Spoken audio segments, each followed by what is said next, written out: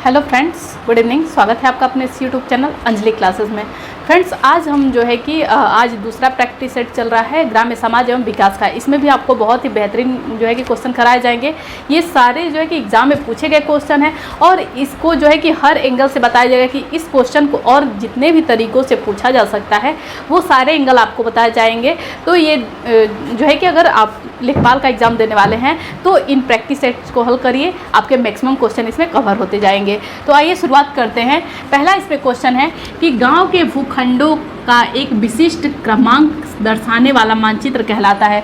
एक चीज़ ध्यान दीजिएगा कि क्या दिया है कि गांव के भूखंडों को विशिष्ट क्रमांक में, देखिए हमने आपसे बताया था खसरा और खतौनी दोनों का हमने आपको अंतर बताया था इसमें कि जो होता है खसरा होता है उसमें गांव का हर एक जो है कि एरिया कवर होगा कि गांव में इस जगह इतनी इतनी ज़मीन है, लेकिन ये नहीं पता होगा कि वो उस पर मालिकाना हक किसका है।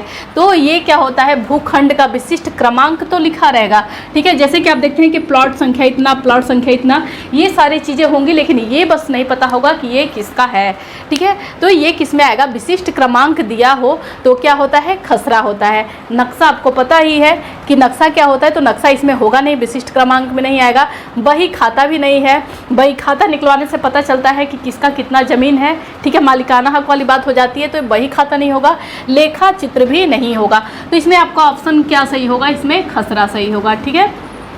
अब आइए नेक्स्ट क्वेश्चन पे चलते हैं कि ग्राम सभा के सदस्य होते हैं। तो पहले तो देखिए कोई भी क्वेश्चन आप करेंगे तो जैसे कि कभी कभी लगता है कि ये दो को मतलब एक से अधिक विकल्प सही होते हैं, लेकिन मैक्सिमम बार ऐसा होता है कि क्वेश्चन में एक से अधिक विकल्प सही होते हैं, लेकिन उसमें आप जो है कि सबसे अधिक सही होने की संभावना किसकी होगी, तो देखा जाता है कि कौन सा ऑप्शन ज़्यादा मजबूती से अपने आप को शो कर रहा है, तो उस पर हम सही लगाते हैं। जैसे कि दिया है ये कि ग्राम सभा के सदस्य होते हैं, ठीक है। तो कौन होते हैं, ग्राम में रहने वाले सभी लोग। तो बहुत सारे लोग होंगे कि इसके आगे पढ़ने का जरूरत नहीं समझेंगे और यहाँ पे ट्रिक लगा देंगे कि हाँ गांव में रहने जितने भी लोग रहते हैं वो सारे तो ग्राम सभा के अंतर्गत आते हैं, तो ठीक है। लेकिन आगे का भी ऑप्शन पड़ेगी, क्या इससे भी बेटर कोई ऑप्शन है। सेकेंड देखते हैं कि गाँव में रहने वाले 18 वर्ष से ऊपर के लोग, तो ऐसा नहीं है 18 वर्ष से ऊपर के लोग मतदान के लिए कहे जाते हैं, लेकिन ऐसा कोई बात नहीं है कि अगर वहाँ पे कोई छोटा बच्चा है तो उस गांव का सदस्य नहीं कहा जाएगा। तो ये तो यहाँ पे गलत हो जाता है ऑप्शन, ठीक है। अब आइए सी देखते हैं ऑप्शन कि गांव में रहने वाले 21 वर्ष से ऊपर के लोग, तो ये यही वाला हाल है। तो ये भी यहाँ है कि गांव मतदाता सूची में पंजीकृत सभी मतदाता, यानी कि जैसे कि हम अगर अपने गाँव को छोड़ के कहीं बाहर जा रहे हैं, अगर हमारा जो है कि मतदाता सूची में नाम है, पंजीकृत है हमारा नाम, तो ऐसा नहीं है कि गांव में बस रहने वाले लोग ही उस गांव के सदस्य माने जाएंगे। हम अगर कहीं बाहर भी चले जाते हैं लेकिन हमारा उस सूची में नाम है तो हम अभी भी इस गांव के क्या हैं, सदस्य हैं।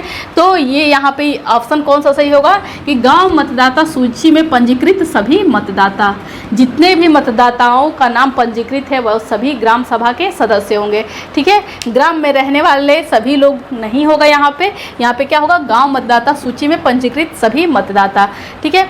अब आइए नेक्स्ट क्वेश्चन देखते हैं। भारत में न्यूनतम समर्थन कीमतें सरकार द्वारा वर्ष में कितनी बार घोषित की जाती हैं। न्यूनतम समर्थन कीमतें, तो हमने आपको कल बताया था गिरदावरी के बारे में कि इसमें क्या होता है कि लेखपाल के द्वारा 2 सीजन में अलग अलग जो है कि रबी की फसल का ब्यौरा और खरीफ की फसल का ब्यौरा दिया जाता है।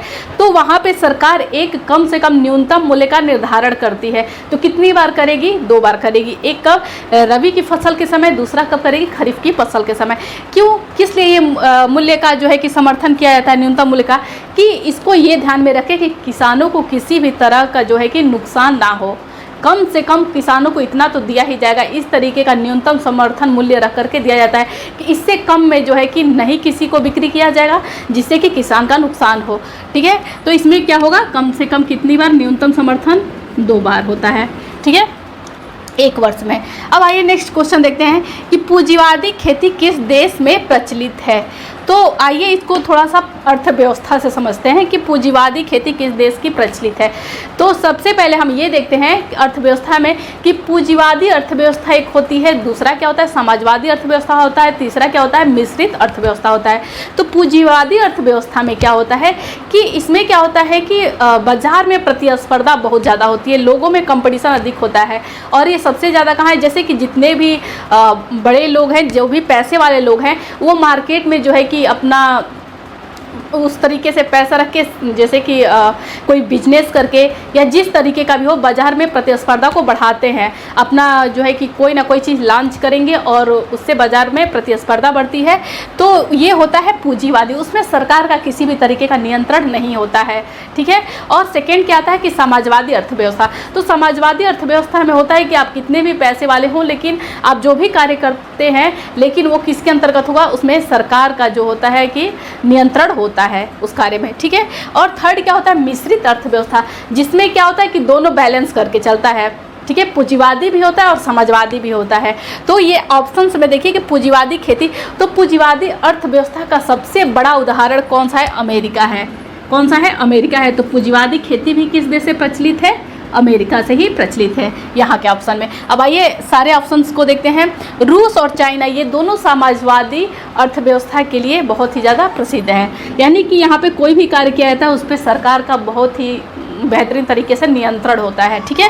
अब भारत का देखते हैं, तो भारत में किस तरीके की अर्थव्यवस्था है, तो भारत में मिश्रित अर्थव्यवस्था है, ठीक है। यहाँ पे मिश्रित अर्थ यानी कि पूंजीवादी और समाजवादी दोनों तरीके की अर्थव्यवस्था यहाँ पे चलती है, दोनों को मैनेज करके। तो यहाँ पे क्या हो गया, भारत हो गया।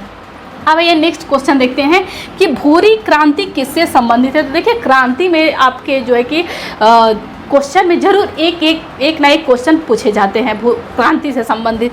तो दुग्ध क्रांति पता है आपको कि सफ़ेद क्रांति के नाम से जानी जाती है, ठीक है। दूध हो गया, अंडा हो गया, ये सफ़ेद क्रांति के नाम से जाना जाता है। मत्स्य जो है कि नील क्रांति के नाम से जाना जाता है, ठीक है। और वहीं पे उर्वरक क्या होगा, उर्वरक जो है कि भूरी क्रांति होती है। उर्वरक क्या होगी, यहाँ पे भूरी क्रांति होगी, ठीक है। अब आइए नेक्स्ट क्वेश्चन देखते हैं। इसमें है कि स्कूल चलो अभियान का प्रारंभ वर्ष है, यानी कि किस वर्ष में स्कूल चलो अभियान का शुभारंभ किया गया था। तो आपको पता है कि ये सन 2000 में किया गया था। ये बहुत ज़्यादा इंपॉर्टेंट है। और इस क्वेश्चन को हमने क्यों उठाया है, इसके पीछे भी एक लॉजिक है कि उत्तर प्रदेश में माननीय आदित्यनाथ योगी जी द्वारा अभी हाल ही में एक अभियान चलाया गया है कि प्रदेश व्यापी स्कूल चलो अभियान। अच्छा, इसके पीछे का क्या कारण है स्कूल चलो प्रदेश व्यापी स्कूल चलो अभियान का, कि इसमें ये कहा गया है कि जो भी बैकवर्ड इलाके हैं जहाँ पर यानी कि उत्तर प्रदेश के जिन जिन जिलों में सबसे कम साक्षरता दर है, उसका आंकड़ा निकाला गया है कि सबसे, जैसे कि आपको पता है कि सबसे कम जो है कि निरक्षर कह सकते हैं और सबसे कम साक्षर, ऐसा बोल सकते हैं आप कि सबसे कम साक्षर या फिर निरक्षर जिला जो है कि कौन सा आता है, श्रावस्ती जिला आता है। तो वहीं से इस अभियान की शुरुआत की जा रही है कि प्रदेश व्यापी स्कूल चलो अभियान। इसके पीछे इसका कारण क्या है ये अभियान चलाने का, तो सरकार का जो है कि आगे का सोच ये है कि जो भी बैकवर्ड ज़िले हैं यानी कि जो निरक्षर ज़िले हैं वहाँ पर जो है कि ये योजना चला करके वहाँ के लोगों का भी जो है कि एक शिक्षित दर में नाम लाना। तो ये जिन जिन इलाकों में, जिन जिन ज़िलों में कम साक्षरता दर है वहाँ पर बढ़ावा देने के लिए ये योजना चलाई जाएगी। उन ज़िलों को जो है कि प्राथमिक रूप से लिया जाएगा। तो अभी शुरुआत श्रावस्ती से की गई और ये योजना पूरे उत्तर प्रदेश में फैलाई जाएगी जिन जिन जिलों में कम साक्षरता दर है उसको बढ़ावा देने के लिए। तो ये एक जो है कि ये क्वेश्चन आपके एग्जाम में बन सकता है, क्योंकि इसी से रिलेटेड क्वेश्चन, क्योंकि आप जितने भी अभी पढ़ते हैं कार्यक्रम, प्रोग्राम, ये अभियान, ये सारे आपके ग्राम्य समाज एवं विकास में है, तो ये क्वेश्चन आप में बन सकता है। और करेंट अफेयर के मुद्दे से भी ये इंपॉर्टेंट है। आइए नेक्स्ट देखते हैं कि 1 एकड़ किसके बराबर होता है। ये हमने जो है कि एकड़, बीघा, बिस्वा, उनवांशी, विश्वांशी, ये सारी चीज़ें हमने आपको जो है कि भूमि पैमाइश में सारी जो है कि जानकारी आपको एक जगह कलेक्ट करके दी थी। तो वो अगर आपको याद होगा तो आप देखेंगे इसमें कि 4840 वर्ग यानी कि 4840 वर्ग गज होता है इसका आंसर। एक एकड़ किसके बराबर होता है, तो 4840 वर्ग गज होता है, ठीक है। आइए नेक्स्ट क्वेश्चन देखते हैं कि भूमि सुधार के विषय सूची संबंधित है। ठीक है। किससे संबंधित है? भूमि सुधार, यानी कि भूमि सुधार में क्या कार्यक्रम क्या किया जाता है कि जो है कि एक अभियान चलाया जाता है राज्य सरकार के द्वारा, जिसमें कि भूमि सुधार के अलग अलग कार्यक्रम चलाए जाते हैं कि किन उसमें ये देखा जाता है कि कहाँ की मिट्टी, किस जिले की मिट्टी जो है कि राज्य सरकार के द्वारा देखी जाती है कि उनके राज्य में किस जिले की मिट्टी किस फसल के लायक है, वहाँ पे किस फसल की पैदावार उस मिट्टी में ज़्यादा हो सकती है, उर्वरक क्षमता कहाँ की कम है, कहाँ की ज़्यादा है, ये सारी चीज़ें देखी जाती है भूमि सुधार में। तो ये किसका विषय है? तो ये ऑफकोर्स किसका होगा? राज्य सूची में होगा। ठीक है, राज्य सूची में, संघ सूची में नहीं होगा, समवर्ती सूची में नहीं होगा। अब आइए नेक्स्ट देखते हैं कि झूम खेती किन क्षेत्रों में की जाती है। तो देखिए कल हमने जो है आपको बावर खेती, ऐसे कई सारे खेती के बारे में आपको बताया था, तो हमने आपको झूम खेती के बारे में बताया था, लेकिन स्पेशली हमने आपको एक राज्य बताया था, असम बताया था। लेकिन देखिए वही क्वेश्चन किस तरीके से घुमा के पूछा हुआ है। इसमें ऑप्शन दिया है तटीय क्षेत्र, राजस्थान। हमने आपको यूपी स्पेशल में जो है कि हर एक तटीय क्षेत्र, मैदानी क्षेत्र, ये सारे करके बताए थे। भारत का भी जो हिस्सा बना के बताया था कि ये पर्वतीय क्षेत्र होते हैं, ये पठारी क्षेत्र होते हैं, ठीक है, ये जो है कि मैदानी क्षेत्र होते हैं। तो इसमें दिया है कि तटीय क्षेत्र, राजस्थान, मध्य प्रदेश और पूर्वोत्तर प्रदेश। तो भारत के नक्शे में पूर्व दिशा में जो है कि असम पड़ता है, तो उससे आप पता करेंगे कि ये पूर्वोत्तर जो है कि क्षेत्रों में पड़ता है, यानी कि पूर्वोत्तर प्रदेश जितने भी आते हैं उनमें ये पड़ता है, झूम खेती की जाती है वहाँ पे। ठीक है, अब आइए नेक्स्ट क्वेश्चन देखते हैं कि भूमापन के दौरान एक जरीब की लंबाई पूरी हो जाने पर अस्थायी निशानी किस यंत्र के प्रयोग से किया जाता है। यानी कि हमने जब आपको जरीब के बारे में बताया था, इसका स्ट्रक्चर बताया था कि जरीब होता है जो मापन की इकाई, तो ये दिखाया था हमने आपको कि यहाँ पे क्या होते हैं, कांटी या कीले या सुए इसको कह सकते हैं, ये जगह जगह लगे होते हैं। ठीक है, तो यहाँ पे ऑप्शन में क्या होगा, वो सारा जो है कि भूमि मापन का पढ़ेंगे। मैक्सिमम क्वेश्चन किससे है? भूमि मापन से ही है। इसमें रॉड नहीं, मार्कर नहीं, झंडा नहीं, यहाँ पे क्या होगा, अगर किल दिया होता तो किल सही होता, लोहे के किल या सुए होते हैं, तो यहाँ पे क्या सही होगा? सुआ सही होगा।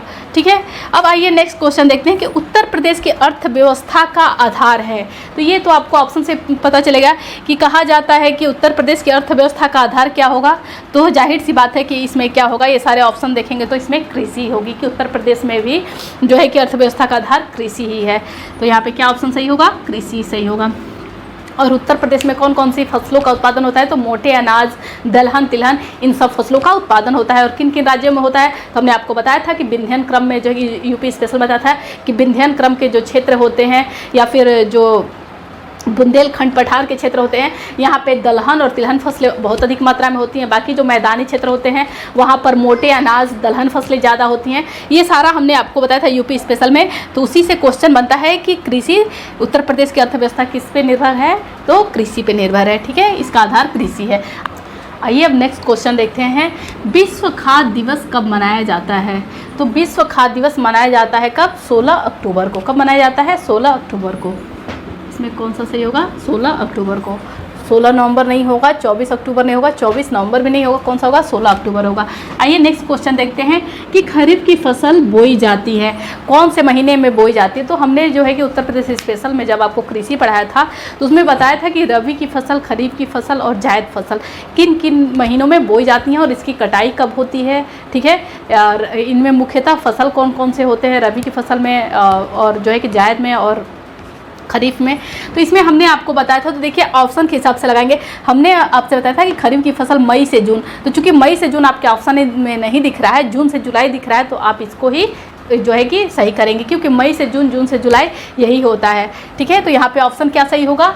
जून से जुलाई सही होगा। वहीं पे अगर रबी की फसल की बात होती तो इसमें क्या होता, जैसे कि इसकी जब कटाई होती है, खरीफ की फसल की जब कटाई होती है तो उसके बाद से क्या उसमें बोया जाता है, रबी की फसल बोई जाती है तो अक्टूबर में होती है। कब होती है? सितंबर से अक्टूबर में होती है इसकी कटाई। और इसी समय क्या किया जाता है कि रबी की फसल की बुआई होती है। और जब रबी की फसल की कटाई होती है मार्च से जो है कि मार्च से अप्रैल के बीच में, उसी समय जायद की फसल बोई जाती है, जिसमें कि उत्तर प्रदेश में विशेषतः खीरा, ककड़ी ये सब बोए जाते हैं और एक महीना उसका जो होता है कि टाइम होता है। ठीक है, यानी कि अप्रैल से मई, फिर मई से जो है कि जून, मई से जून में ये फिर खरीफ की फसल का चक्र आ जाता है। तो इस तरीके से हमने देखा कि खरीफ की फसल कब बोई जाती है, तो ऑप्शन में जून से जुलाई दिया हुआ है, तो हम इसको सही करेंगे।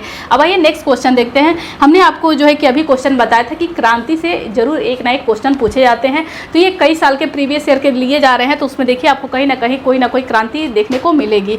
तो गुलाबी क्रांति का संबंध किससे है? तो ये सब क्वेश्चन आपको चूंकि अभी हल्के लग रहे हैं, लेकिन देखिए एग्जाम इतना प्रेशर होता है कि बहुत ही नॉर्मल क्वेश्चन गलत हो जाते हैं, तो इसको आप अपने प्रैक्टिस में लीजिए, और जैसे जैसे जो है कि प्रैक्टिस आपका बढ़ता जाएगा क्वेश्चन के लेवल भी हाई होते जाएंगे। तो अभी आपको नॉर्मल क्वेश्चन 2-3 क्लासेस में चलेंगी, उसके बाद धीरे धीरे इसका रेंज बढ़ता जाएगा।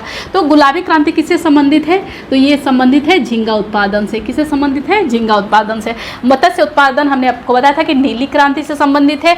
वहीं पे मांस उत्पादन और टमाटर उत्पादन ये दोनों लाल क्रांति से संबंधित हैं। आइए अब नेक्स्ट क्वेश्चन देखते हैं। इसमें है कि ग्राम पंचायत चुनाव में महिलाओं का आरक्षण प्राप्त है। ये बहुत ही ज़्यादा इंपॉर्टेंट क्वेश्चन है। ये 3 से 4 बार जो है कि पहले के एग्जामों में देखने को मिलते हैं। तो कितने प्रतिशत जो है कि और कितने प्रतिशत महिलाओं को छूट है? तो इसमें है 33%। ठीक है, अब आइए नेक्स्ट क्वेश्चन देखते हैं कि उत्तर प्रदेश का गेहूं उत्पादन में कौन सा स्थान है? तो उत्तर प्रदेश तो पहले कृषि आधार के, उत्तर प्रदेश की अर्थव्यवस्था का आधार क्या है? तो कृषि है। उसमें फसल में कौन सा जो है कि उत्पादन उत्तर प्रदेश में जो है कि गेहूं का उत्पादन में कौन सा स्थान आता है? तो पहला आता है। कौन सा स्थान आता है? पहला आता है। ठीक है, यानी कि ओवरऑल भारत में सबसे पहला स्थान गेहूं उत्पादन में उत्तर प्रदेश का पहला स्थान है। दूसरे नंबर पे पंजाब आता है और तीसरे नंबर पे हरियाणा आता है। ठीक है, तो उत्तर प्रदेश का गेहूं उत्पादन में पहला स्थान है। अगर विश्व की बात की जाए कि विश्व में जो है कि गेहूं उत्पादन में कौन सा देश पहले नंबर पे आता है, तो पहले स्थान पे चाइना आता है, दूसरे नंबर पे भारत आता है। आइए अब आगे के क्वेश्चन देखते हैं। महोबा किसकी खेती के लिए प्रसिद्ध है? तो हमने जो है कि एक जिला एक उत्पाद में आपको बताया था कि महोबा में जो है कि पान अनुसंधान केंद्र भी है। यानी कि महोबा में किसकी खेती के लिए प्रसिद्ध है? ये पान की खेती के लिए। महोबा में ये याद रखिए कि पान अनुसंधान केंद्र भी है। ठीक है, तो इस तरीके से हमने क्वेश्चंस देखे। अब आइए नेक्स्ट क्वेश्चंस देखते हैं। है कि भूमि प्रणाली की रैयतवाड़ी व्यवस्था की शुरुआत किसने की थी? ये बहुत ही ज़्यादा इंपॉर्टेंट क्वेश्चन है, ये कई बार रिपीटेड क्वेश्चन है। तो इसमें है कि जो है कि ऑप्शंस में है Thomas Munro, William Bentinck, Lord Cornwallis और लॉर्ड चेम्सफोर्ड। तो इसमें रैयतवाड़ी व्यवस्था का आपने बहुत ही अच्छे से पढ़ा इसमें कि टॉमस मुनरो जो है कि भूमि प्रणाली की रैयतवाड़ी व्यवस्था की शुरुआत इन्होंने की थी, टॉमस मुनरो ने। ठीक है, और जो है कि विलियम बेंटिक थे, ये समाज सुधारक थे। ठीक है, अब आइए नेक्स्ट क्वेश्चन देखते हैं कि ग्राम पंचायत के सचिव कौन होते हैं या कौन होता है? ठीक है, तो इसमें सब देखिए जितने भी ऑप्शन है ये कुछ ना कुछ होते हैं, तो इनमें सबका जान लेते हैं डिटेल। तो इसका ऑप्शन तो ग्राम पंचायत का सचिव कौन होता है? तो ग्राम सेवक होता है। कौन होता है? ग्राम पंचायत का सचिव ग्राम सेवक होता है। सरपंच क्या होता है? तो ग्राम पंचायत का क्या होता है? प्रधान होता है। ग्राम पंचायत का प्रधान होता है। अच्छा, बीडीओ क्या होता है? तो बीडीओ क्षेत्र पंचायत का जो है कि प्रधान होता है। ठीक है, क्षेत्र पंचायत का,